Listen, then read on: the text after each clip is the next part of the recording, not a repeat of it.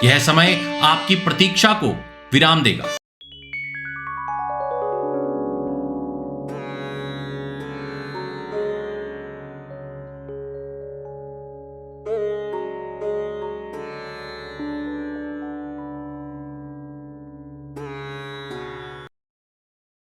नमो नारायण मित्रों, मैं राहुलेश्वर आप सभी का बहुत बहुत स्वागत करता हूं मैं भाग्य मंथन में।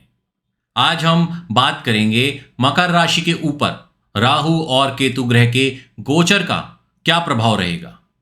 चंद्र राशि मकर के अनुसार 30 अक्टूबर 2023 को राहु ग्रह 4:37 पर मेष राशि के ऊपर से उल्टा चलते हुए मीन राशि में आ जाएंगे और वहीं केतु ग्रह तुला से कन्या में आ जाएंगे।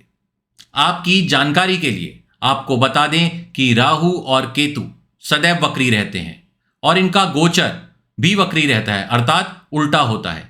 राहु ग्रह मीन राशि पर और केतु ग्रह कन्या राशि पर अगले 18 महीनों तक रहेंगे।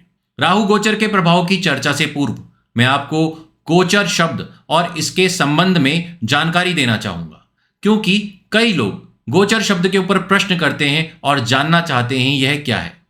गौ अर्थात तारा या ग्रह और चर का अर्थ यहां चलने से या चाल से लिया गया है, अर्थात ग्रहों का चलना या उनकी मूवमेंट। गोचर का फलादेश अष्टक वर्ग फलादेश पद्धति से संबंधित है। अष्टक वर्ग के ही मूल सिद्धांतों को आधार बनाकर ज्योतिषाचार्य ग्रह गोचर के शुभ एवं अशुभ परिणामों को लेकर बड़ी बड़ी भविष्यवाणियां करते हैं। मकर राशि की चंद्र कुंडली के अनुसार राहु ग्रह का गोचर तृतीय भाव में होगा। तृतीय भाव को पराक्रम भाव भी कहते हैं। इस भाव से श्रम, महत्वाकांक्षा, मित्र, स्वजन, भाई, मांसपेशियों की क्षमता, हाथ और कान का विचार किया जाता है। राहु ग्रह जब मकर राशि की चंद्र कुंडली के तृतीय अर्थात तीसरे भाव में गोचर करेंगे तब अचानक भाग्योदय के योग बनेंगे। पिछले लंबे समय से आप धन संबंधी समस्याओं से परेशान हैं और अच्छे समय की प्रतीक्षा कर रहे हैं। यह समय आपकी प्रतीक्षा को विराम देगा और आर्थिक स्थिति को मजबूत करेगा। जो मित्र और रिश्तेदार शनि साढ़े साथी के प्रभाव से लड़ झगड़ कर कहीं खो से गए थे, वो सभी एक एक करके सामने आने लगेंगे। शत्रु इस समय हथियार छोड़ने पर विवश हो जाएंगे।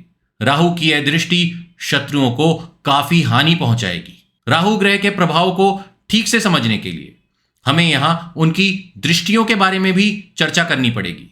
राहु ग्रह की 3 दृष्टियां होती हैं, एकपाद, द्विपाद और त्रिपाद। मकर राशि की चंद्र कुंडली के अनुसार राहु ग्रह एकपाद दृष्टि से एकादश भाव को देखेंगे। एकादश भाव धन लाभ और सभी प्रकार के आगमों से संबंधित भाव है। राहु ग्रह जब इस भाव को देखते हैं तो धन लाभ के योग बनते हैं।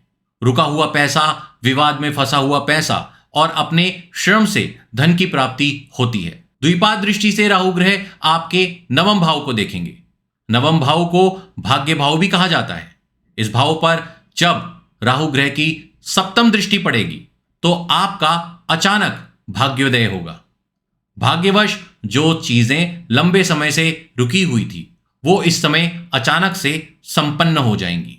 त्रिपाद दृष्टि से राहु ग्रह आपके सप्तम भाव को देखेंगे। सप्तम भाव को विवाह भाव भी कहते हैं। इस भाव पर जब राहु की दृष्टि पड़ती है तो विवाह के योग बनते हैं। स्त्री सुख में वृद्धि होती है। जिन लोगों का विवाह नहीं हो रहा उनको अचानक विवाह के संबंध में कोई सूचना या प्रस्ताव प्राप्त होता है। विवाहित लोगों के जीवन में भी किसी अन्य स्त्री के आने के योग बनते हैं, जिसको लेकर आपको सावधान रहना चाहिए और गलत संबंधों की तरफ आगे नहीं बढ़ना चाहिए। मकर राशि की चंद्र कुंडली के अनुसार केतु ग्रह का गोचर नवम भाव में होगा। नवम भाव को भाग्य भाव भी कहते हैं। इस भाव से धर्म, पुण्य करने का विवेक, उदारता, दैवी शक्तियां, यंत्र मंत्र साधना, पौत्र सुख, भाग्योदय, साहित्य रचना, तीर्थ दर्शन इत्यादि का विचार किया जाता है। इस गोचर के प्रभाव से आपके अंदर सही दिशा में आगे बढ़ने का विवेक बढ़ेगा। कार्य क्षेत्र में सफलता प्राप्त होगी। कोर्ट कचहरी या किसी विवाद का इस समय अंत होगा। परिवार में नया सदस्य आने की शुभ सूचना प्राप्त हो सकती है। इस समय आपको विद्या संबंधी क्षेत्रों में इस समय कोई बड़ी सफलता एवं पुरस्कार मिलने के योग भी बनेंगे। संतान पक्ष की भी तरक्की के योग बनेंगे। इस समय वायु एवं जल यात्रा के भी आपके योग बनेंगे। केतु ग्रह के प्रभाव को ठीक से समझने के लिए हमें यहां उनकी दृष्टियों के बारे में भी चर्चा करनी पड़ेगी। केतु ग्रह की भी 3 दृष्टियां होती हैं, जिस प्रकार राहु की होती हैं, एकपाद, द्विपाद और त्रिपाद। एकपाद दृष्टि से केतु ग्रह पंचम भाव को देखेंगे। पंचम भाव बुद्धि, विद्या, संतान एवं प्रेम से संबंधित है। भाग्य भाव से बैठकर केतु की पंचम दृष्टि बुद्धि और विद्या पर अपने शुभ फल डालेगी। इसी दृष्टि प्रभाव से आपके अंदर एकाग्रता और सही दिशा में निर्णय लेने की क्षमता का विकास होगा। अविवाहित लोगों के प्रेम संबंधों में पड़ने के इस समय योग बनेंगे। द्विपाद दृष्टि से केतु ग्रह आपके तृतीय अर्थात तीसरे भाव को देखेंगे। इस भाव को पराक्रम भाव भी कहा जाता है। इस भाव पर केतु की दृष्टि पड़ने से आपके द्वारा किया जाने वाला श्रम फलित होगा। इस समय आपके द्वारा कार्य क्षेत्र के लिए किए गए ज्यादातर प्रयासों को केतु की दृष्टि सफल बनाएगी। मित्रों और स्वजनों का सहयोग मिलेगा और उनके कारण धन लाभ के योग भी बनेंगे। त्रिपाद दृष्टि से केतु ग्रह आपके लग्न भाव को देखेंगे। लग्न भाव को देह अथवा तनु भाव भी कहा जाता है।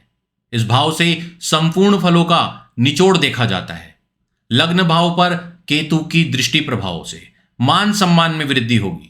शरीर स्वस्थ रहेगा। किसी बड़े पद की प्राप्ति संभव है। प्रयास करते रहें। 1 मई 2024 को बृहस्पति ग्रह आपके पराक्रम भाव में आ जाएंगे और इस स्थान से लाभ भाव, भाग्य भाव और विवाह भाव को देखेंगे, जिसके चलते आपके जीवन का चहुमुखी विकास होगा और आप प्रसन्न रहेंगे।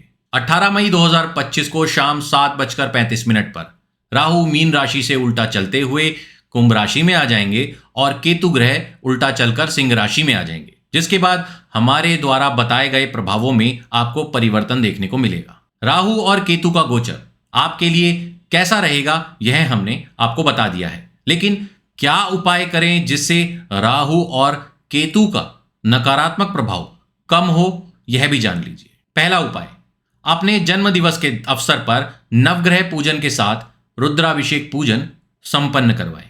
उपाय नंबर 2, शनिवार के दिन शनि मंदिर जाकर गरीब और असहाय लोगों को यथाशक्ति मदद करें। तीसरा उपाय, शुद्ध चांदी का कड़ा अपने सीधे हाथ में धारण करें। इसी के साथ हम आप सभी से आज्ञा चाहते हैं। आपका जीवन शुभ व मंगलमय हो। नमो नारायण।